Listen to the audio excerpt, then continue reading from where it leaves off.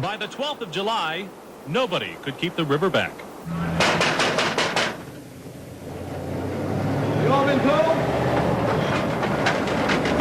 Y'all heard they're evacuating the town.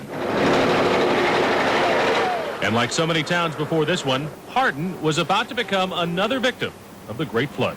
We can get a tractor trailer. Yeah, go get it. Go get it. Go get it. Go get it. Go get it. They were people who worked for a week to reinforce a nearby levee. But when the levee broke, they were people who had barely an hour to move what they could and move out of town. Imagine how agonizing it would be to have just a few minutes to decide what to save and what not to save. How much time they give you? It's mandatory back, so. Really? This time as quick as you can. 3 to 5 feet of water coming from the next town. When did they tell you how long ago? 15 minutes ago. Yeah. How much do you think you can save in a few minutes' time? Maybe half of it. We're going to put some on the stairs. In the end, there was help from the National Guard and from each other.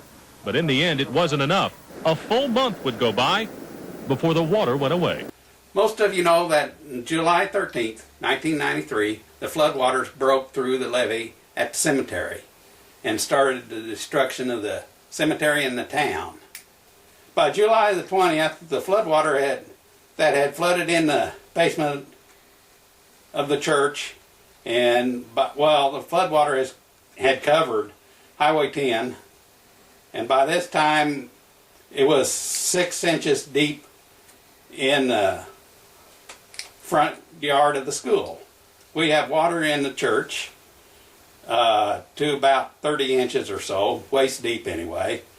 And I remember Alfred McCamey came to town to see what he could help, and he thought he'd stop by the church. Of course, the electricity was out here at the church, and all he had was a flashlight, and he started down the stairs and ended up waist deep in water before he even knew what happened.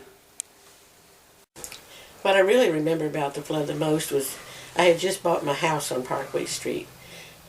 I signed the papers July the 1st, and I'm not sure what day the flood actually come into town, but it was about probably a week or so later.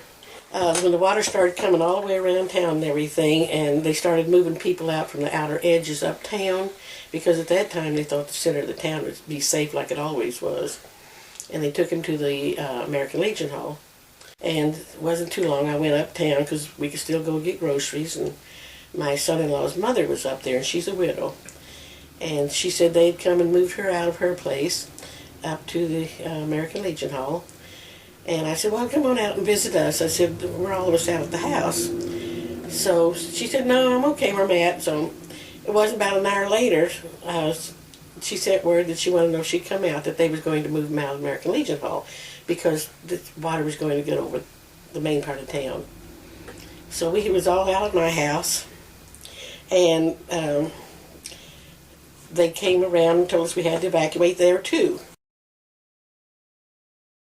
For a little while this afternoon, the entire town left its troubles behind. This is homecoming weekend. As Peggy Bright shows us, it's always a big deal, but it's even bigger this year.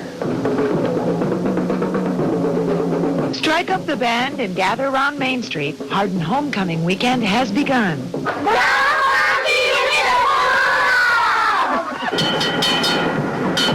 There was a train delay, but no rain delay, despite a steady downpour.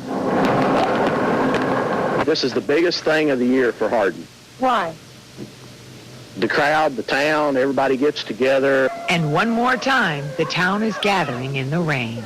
I've been here 7 years, and this is the first year that it's ever rained since I've been here. Okay, here, let's get in. And doesn't it just figure, after a summer of flooding that forced the evacuation of the town, many residents still aren't back in their homes. But they are back for homecoming, and instead of letting the rain ruin their parade, they let it wash away their worries for a while. It's raining, it's pouring, the bullets will be soaring. It's nice. I think we all needed it. Everybody's kind of down, and we're hoping it'll kind of keep us all in good spirits. Picture a town caught up in its undefeated football team, and you'll get a picture of Hardin. This year, more than ever, they're happy to have something to cheer about. What's the fifth grade battle cry? Peggy Bright, KMBC 9 News.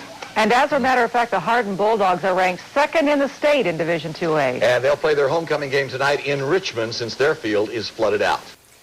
Our family always celebrated the 4th of July at our son's home north of Hardin. But because they had a new baby born on June 29th, my daughter and her husband had the 4th at their home east of Hardin. I remember going out there that evening and driving past the most beautiful field of corn my son-in-law had planted and the beautiful lawn around their home.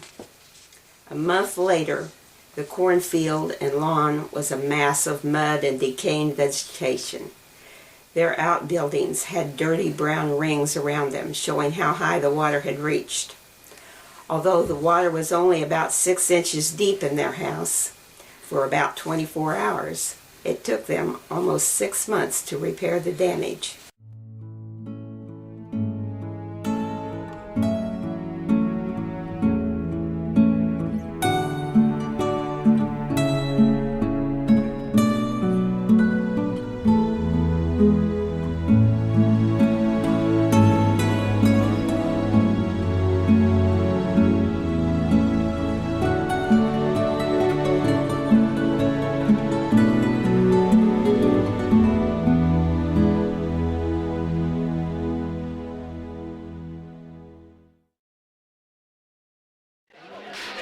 This may look like the first day of school in any small town.